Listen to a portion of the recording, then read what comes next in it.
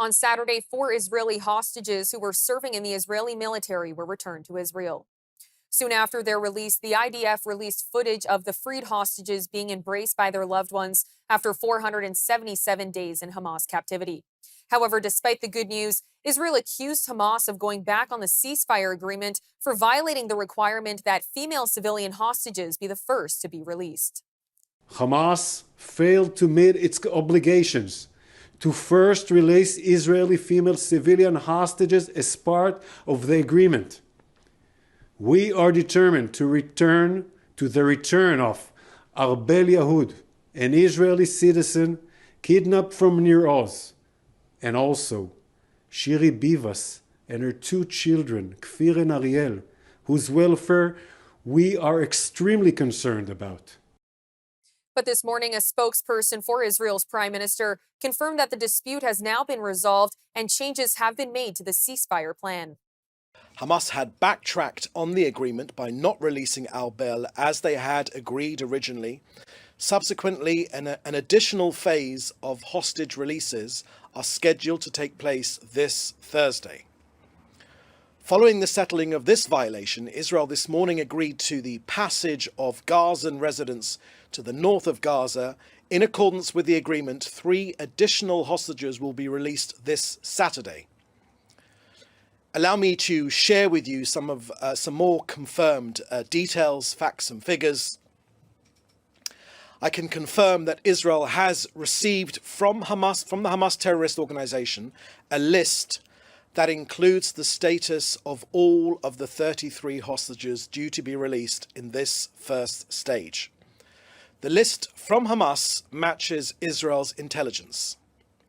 So I can share with you that 25 of our hostages are alive and 8 have been killed by Hamas. Israeli citizen spokesperson and former Israeli member of parliament, Dr. Einat Wilf, joined us to unpack the debate over the young boys and their mother who have not yet been released by Hamas.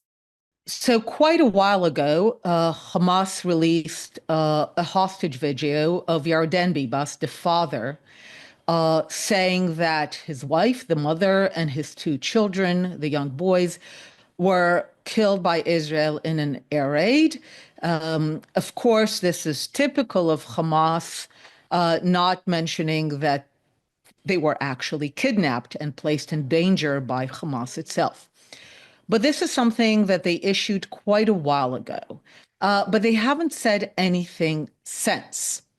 And we know, for example, that a few weeks ago, there was news that one of the female soldiers, Danielle, was killed in an air raid, and then we know that she was released alive.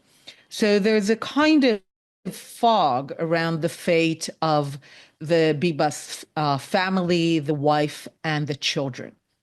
Now, we know that whereas in the beginning, it was important for Hamas to ensure that a whole list of murderers are released from Israeli jails, as a result of the war, what became their number one priority is to take the Gazans who were evacuated south in the beginning of the war and to enable them to return to the north. That became their number one priority.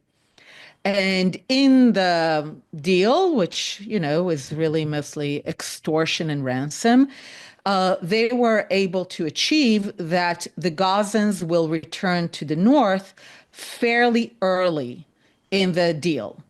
And I don't think it's a coincidence that they made sure that Israelis are happy and elated, seeing the women soldiers alive and freed, so that they get their number one priority, the return of the evacuated Gazans to the north.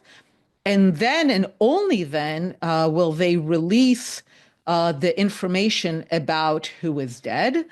I think they probably correctly assessed that if it will be clearly known and confirmed that the mother and the 2 children, the Bibas mother and the 2 children, were indeed killed in Hamas captivity, Israelis might be less inclined to carry out the terms of the ransom and especially the return of the evacuated Gazans to the north.